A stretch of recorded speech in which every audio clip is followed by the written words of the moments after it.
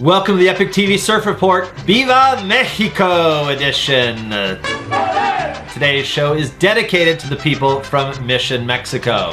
Thanks to Andrew Cotton for the retweet and bringing this one to my attention. Mission Mexico provides a loving, secure home for children of all ages who've been abused, neglected, orphaned, or abandoned, and mostly from backgrounds of extreme poverty. Their Mission Surf Mexico program introduces those children and others to surfing as a lifestyle.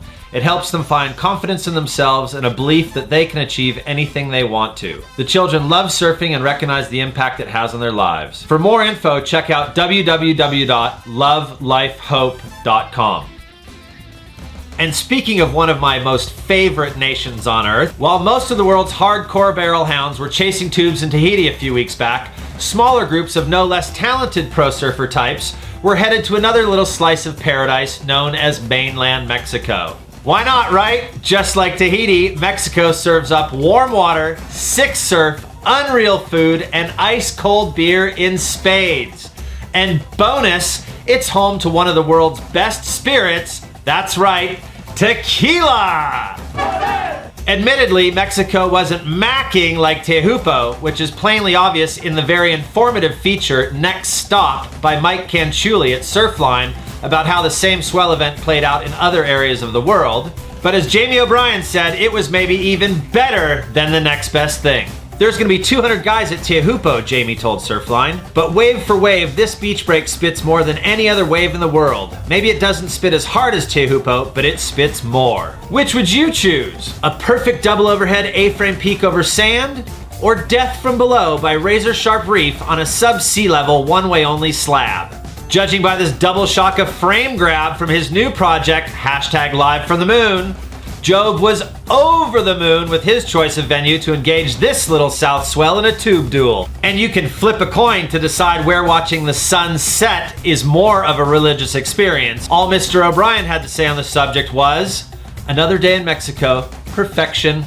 As you may already know from my Heaven and Hell in Tahiti report on day 2 from Tehupo, Greg Long was conspicuous by his absence in the lineup at the end of the road. Surfline summarized the situation for those of you who haven't been following along. Greg Long was scheduled to speak at the SEMA Surf Summit in Cabo. Without that obligation already locked in, Long would surely have been on a flight to Tahiti. However, he hopped down to Puerto for the next best thing. Nice to see Greg scored. I was feeling a bit sorry for him. Greg's brother Rusty is also a keen observer of weather patterns that may or may not produce perfect conditions for surfing, so it was no surprise to see him joining his brother in the lineup at Playa Cicatela. Local photog Edwin Morales wasn't surprised to see so many of the world's best in the lineup at Puerto Escondido, but was quite chuffed that not everyone had chased the swell all the way to French Polynesia. I was impressed with the amount of people that came to Puerto for the swell, Edwin said. It wasn't as big as we hoped for, but that doesn't mean there weren't some great moments. We had a couple clean mornings with offshore winds. Not to exaggerate, but it did seem like the majority of San Clemente's big wave aficionados followed the siren call of the south swell far, far from the comforts of home.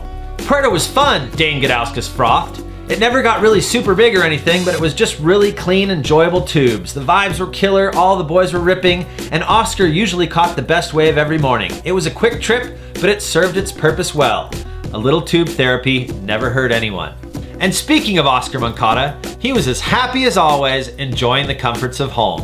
Of course, mainland Mex isn't just about Playa Cicatela. There's plenty of other waves out there if you know where to look. 3 world champions and the world's best surfer, according to Kelly Slater, were dialed right in. The marketing minds at Quicksilver know a winning combination when they see one: Mexico plus Dane. As for this one, I don't actually know if it's in Mexico, but the photog who snapped the shot was definitely there recently. If it is Mexico, you might be asking, then why is he wearing a wetsuit? Who cares? It's the Dane! When Jesus walks on water, you don't ask how he does it, do you? You just say, it's a miracle. Praise the Lord. As for the world champions, Steph Gilmore is always up for a trip south of the border when she's in the States. There's great shopping and playful surf to flit around like a butterfly in. Butterflies taste with their feet. Of course, Happy Gilmore is always happiest when she's palling around with her friends. And who better to pal around with in Mexico than another supremely talented multiple women's world champion?